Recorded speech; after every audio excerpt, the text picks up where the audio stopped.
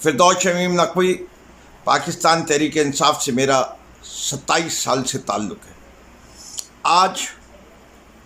उस्मान डार की वीडियो देखने के बाद हिफ्ज़ मा तक़द्दुम के तौर पे मैं उस किताब पे हल्फ ले रहा हूँ जिस पे हर मुसलमान यकीन रखता है, और मैं भी उस पे यकीन रखते हुए ये हल्फ लेता हूँ कि आज मैं अपने होश व आवाज़ के साथ कह रहा हूँ कि मैं पाकिस्तान तहरीक इंसाफ रोज़े अव्वल से मुंसलिक रहा हूँ, 27 साल से मुंसलिक रहा हूँ। मुझे मेरे कायद ने कभी तशद्दुद की सियासत का सबक नहीं दिया। हम पुरअमन सियासत करने वाले लोग हैं, पाकिस्तान से मोहब्बत करने वाले लोग हैं, पाकिस्तान की वजूद के ऊपर अपनी जान निसार करने वाले लोग हैं, और हम कभी अपने मुल्क को नीचा नहीं होंगे, सरनगू नहीं करने देंगे। मैं ये अहद करता हूँ कि मेरी पहली और आखिरी जमात पाकिस्तान तहरीक इंसाफ है। मैं इमरान खान को एक सच्चा पाकिस्तानी, एक दलेर पाकिस्तानी, एक ईमानदार पाकिस्तानी और एक बहादुर पाकिस्तानी मानता हूँ।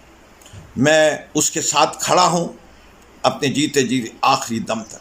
मैं करप्शन के ख़िलाफ़ खड़ा हूँ, मैं जुल्म के ख़िलाफ़ खड़ा हूँ, मैं जद्दोजहद करने को तैयार हूँ जब तक मेरी जान में दम है। इसके अलावा अगर कोई और बयान आता है आज के बाद तो समझ लीजिएगा फिरदौस नकवी ना करप्ट है, न फिरदौस नकवी कोई मॉरली करप्ट है, न मेरी कोई वीडियो है। मैं सिर्फ ये जानता हूँ कि अगर कोई होगा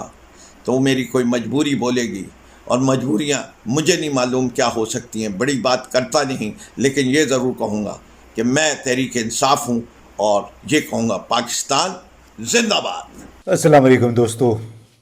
आप गुज़श्ता कई घंटों से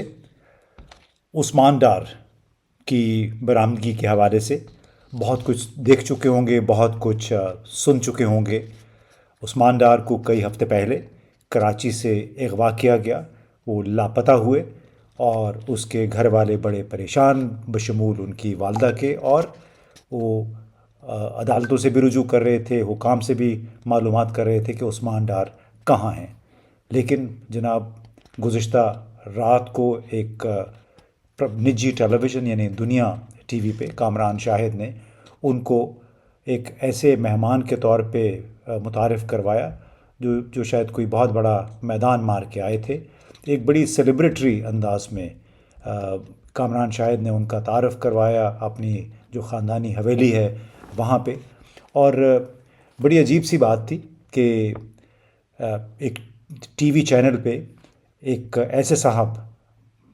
इंटरव्यू के लिए आए जो कि गायब थे, लापता थे। तो टीवी एंकर ने भी ये सवाल नहीं पूछा कि आखिर इतना अरसा वो कहाँ थे, यानी वो बिल्कुल लापता थे, अगवा हुए थे, और अचानक जब बरामद हो गए तो एक सवाल तो ये उठता था, इवन टेलीविज़न मैनेजमेंट को भी ये पूछना तो ज़रूर चाहिए था कि आखिर वो कहाँ थे। लेकिन इस हवाले से सवाल नहीं हुआ, बल्कि ये बार बार उनसे पूछा गया कि इमरान खान पीटीआई के हवाले से उनके क्या ख़यालात हैं, किस तरह उन्होंने भी बिल्कुल अपना एक नया बयानिया दिया। उस बयानी से बिल्कुल मुख्तलिफ था जो कि हम इससे पहले उस्मान डार की ज़बानी सुन रहे थे। वो बयानिया यही था कि इमरान खान पीटीआई के बिल्कुल अनडिस्प्यूटेड लीडर हैं और उनके लिए तमाम उनके साथी जान भी देने को हाजिर हैं। और इससे पहले इस किस्म की बात अली जैदी ने भी की थी। असद कैसर साहब ने स्पीकरशिप से, कौमी असम्बली की स्पीकरशिप से इस बात पे इस्तीफ़ा दे दिया था कि वो इमरान खान से गद्दारी नहीं कर सकते, लेकिन बाद में उन्होंने सियासत से किनारा कशी इख्तियार कर ली। असद उमर थे, अली जैदी का हमने ज़िक्र कर दिया, फिर इमरान इस्माइल थे जो कि गवर्नर थे सिंध के, और इस तरह और भी कई लोग हैं जो बारी बारी आए और पीटीआई से और सियासत से उन्होंने ताइब होने का वादा किया, किनारा कशी इख्तियार कर ली। इस तरह शहरियार आफरीदी और शंदाना गुलजार साहिबा फ़िलहाल इस्लामाबाद हाई कोर्ट के ऑर्डर के तहत बिल्कुल वो खामोशी इख्तियार कर चुके। अली मोहम्मद ख़ान अलबत्ता बाहर आ गए हैं, और अब जेल में कौन रह गया? उमर सरफराज चीमा रह गए हैं, और महमूद रशीद साहब हैं, एजाज़ चौधरी साहब हैं, ڈاکٹر یاسمین راشد صاحبہ، یہ تمام وہ لوگ ہیں جو کہ ابھی تک اپنے مشن میں ڈٹے ہوئے ہیں۔ اب یہاں پہ بنیادی ایک سوال پیدا ہوتا ہے کہ جب عثمان ڈار غائب ہوئے اور اس کے بعد سے گزشتہ رات تک اس درمیانی عرصے میں کہیں وہ حبس پے میں تھے، یعنی اس کو ہیبیس کارپس کہتے ہیں، یا کسی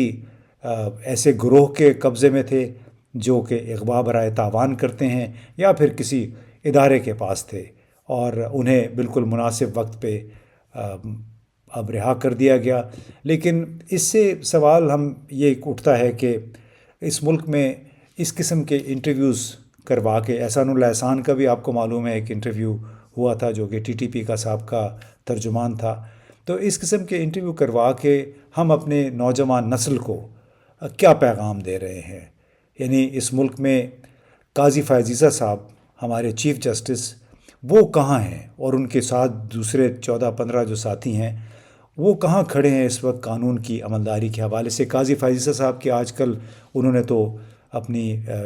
جو سماعتیں ہیں وہ بھی جناب لائیو کروا دی ہیں۔ PTV کو حکم آ جاتا ہے کہ آپ لائیو ٹرانسمیشن کا بندوبست کریں کہ لوگ سن سکیں کہ ہم کیا بحث مباحثہ کر رہے ہیں۔ وہ پارلیمان کی